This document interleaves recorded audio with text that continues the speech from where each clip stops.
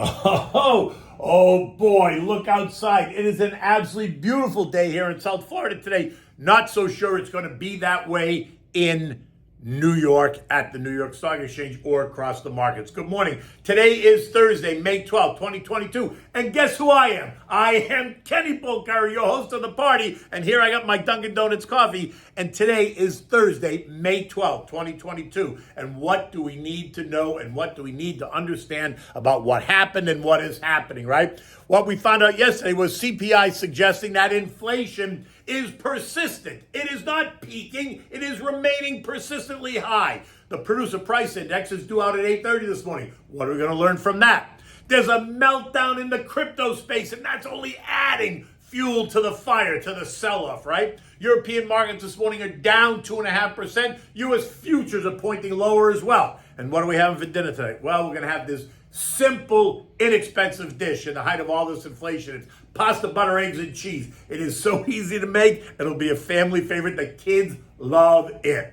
So the beating continues. Stocks getting hammered continually as some investors want out, while others are happy to get in, just at lower prices and better valuations. That's good for the long-term investor. I mean, look, you have to try to find the silver lining, right, in all this mess. Yesterday, the Dow lost 326 points or 1%. The S&P gave up 66 points, 1.5%. The NASDAQ gave up 375 more points or 3.2%, right? Sexy high growth. The Russell down 44 points or 2.5%. The transports gave back 172 points or 1.2%. The big event of the day was the consumer price report, and it revealed that inflation continues to be hot.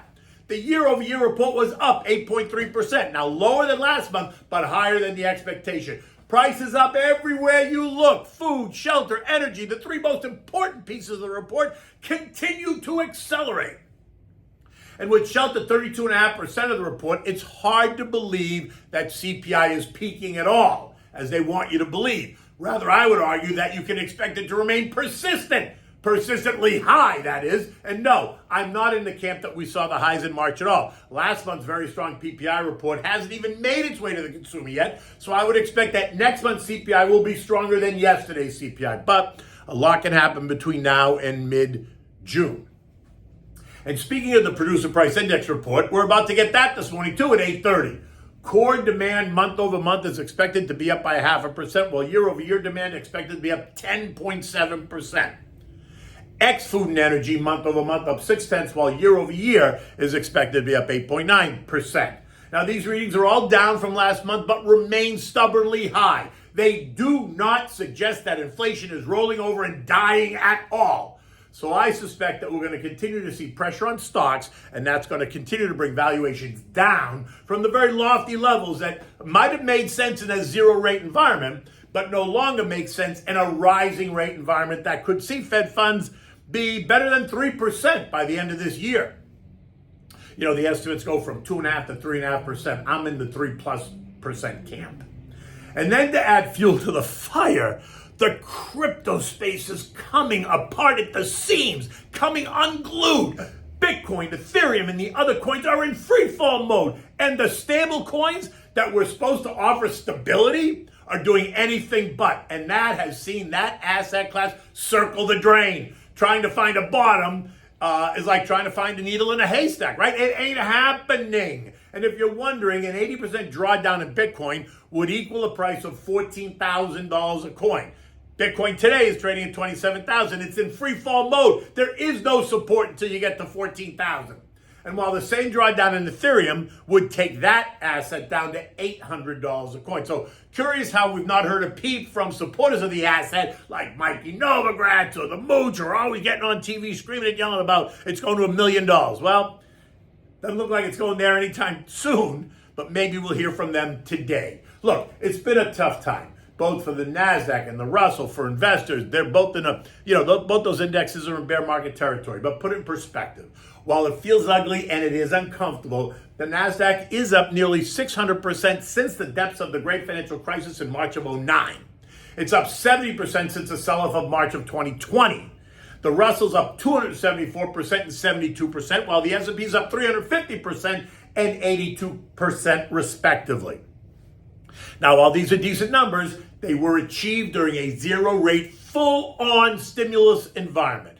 That's changing. And so investors need to reassess and reprice the risk to stocks. And that's what's happening. And we discussed this. And we discussed how to prepare yourself and your portfolio for this event. You want to underweight the sexy tech, or you should have underweighted the sexy tech. You should have overweighted cash and overweight big, boring, mega cap U.S. multinationals that represent value. And you could also protect yourself by taking the opposite side of a trade. We'll talk about that. Utilities, completely boring, but guess what? They're flat on the year. That's a huge win in a down market. Consumer staples, boring. They're down 1.6% in the year, but they're good dividend payers. Energy, up 40% on the year. That's value. Gold, value, up 3% on the year. Metals and miners, up 11% on the year. Coal stocks like BTU, up nearly 100% on the year. Natural gas and exploration and production companies, up 40+% on the year. And if you want to short the market, if you went short the market since January, you're also doing pretty good. The DOG is up 12%, the PSQ is up 30%, and the SH up 18%. So while there's lots of red on the screen, there's also plenty of green. Now look, the indexes are all below trendline support, so they're looking for stability as they thrash around, and they're looking for a bottom, something that will take time to find as investors continue to try to price in the risk. The risk of future Fed policy, the risk of rising rates, the risk of persistent inflation, the risk of slowing U.S. macro data that will likely produce a recession. Something that appears to be more imminent than it was 2 months ago. The idea that we would see a recession sometime in 2023 has changed, with many now expecting that we could see an official declaration by the summer of 2022, only a couple of months away. Recall that a recession is defined as 2 consecutive quarters of negative growth. And first quarter 2020, GDP came in at negative 1.4%. That's fairly negative. And even with 2 more revisions coming, it's hard to see how they're going to take it from a negative number to a positive number. I don't think it's happening. And then in July, we're going to get the second quarter GDP read. And if that is another negative number, then bingo, you got yourself a recession.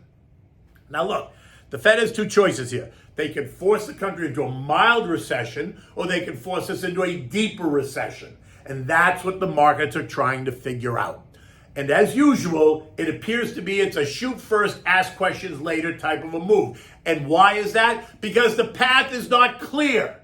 The Fed and the administration come out on one day and say one thing and then do a complete reversal the next day.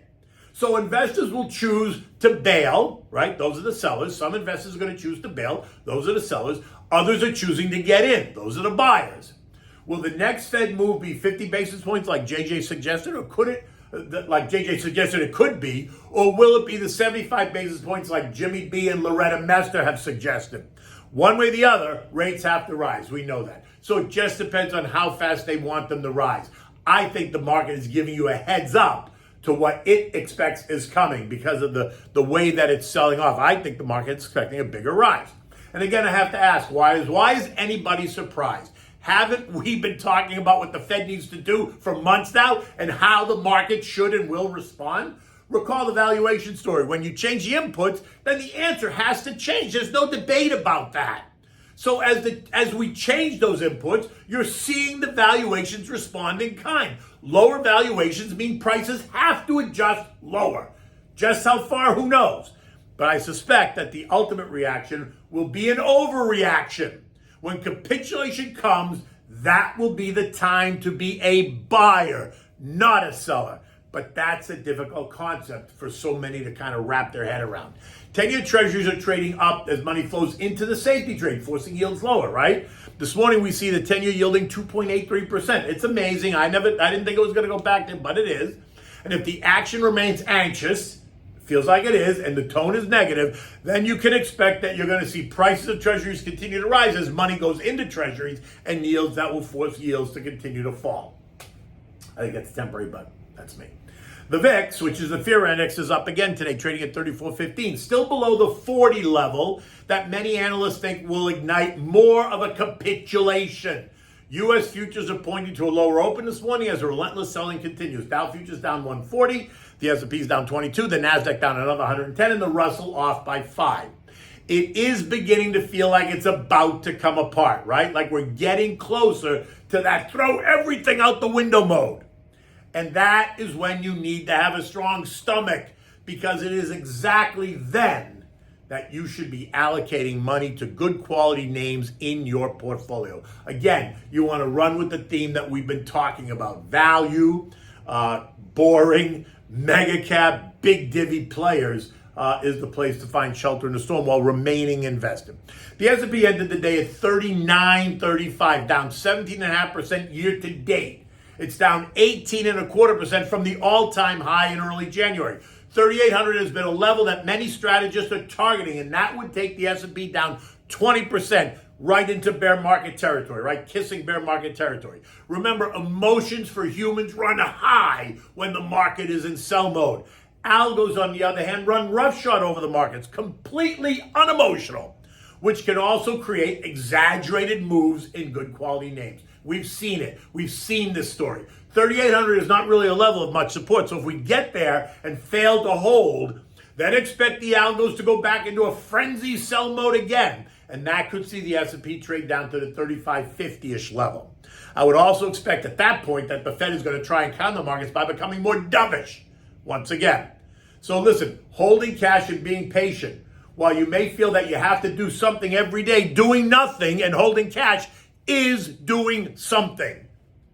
So now's your time to grab your coffee and stay awake. European markets are all lower by 2.5% across the board this morning as the kind of this negative tone permeates its way around the world. San Fran's Mary Daly is due to speak today. Can't wait to hear what she has to say, because I'm sure she's going to come out and try to calm the markets, but she's going to have to recognize that inflation is out of control.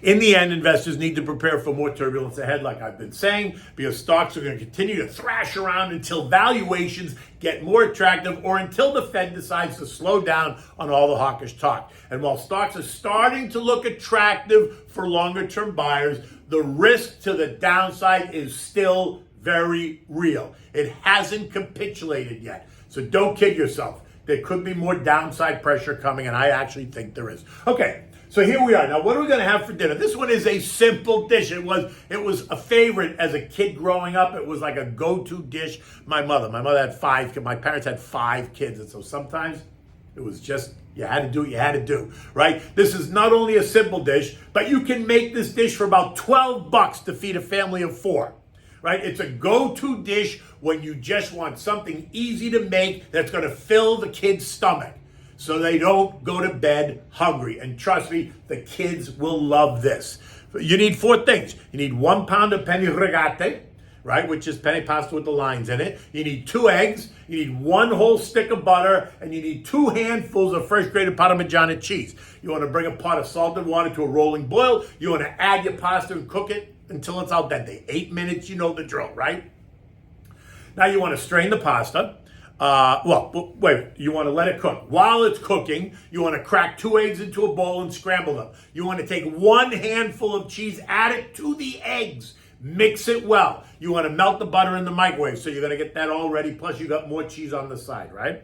Now, when the pasta's done, you want to strain the pasta. You want to always reserve a mugful of the pasta water to reinvigorate this, right? You want to put the hot pasta immediately right back into the pot and add the butter, right? Stir it so the butter coats all the pasta. Now quickly toss in the eggs that you've mixed with cheese. The hot pasta will cook the eggs, leaving a nice coating on the pasta, but you got to stir it to make sure it's all nice and coated. Now you want to add another handful of the cheese, mix that really well. Now if you need to, if it looks like it's sucking up all that butter and cheese and egg, add a little bit of the pasta water to the bowl to reinvigorate. Just a little bit. Just do it a little bit. Now you want to serve this immediately then to the kids.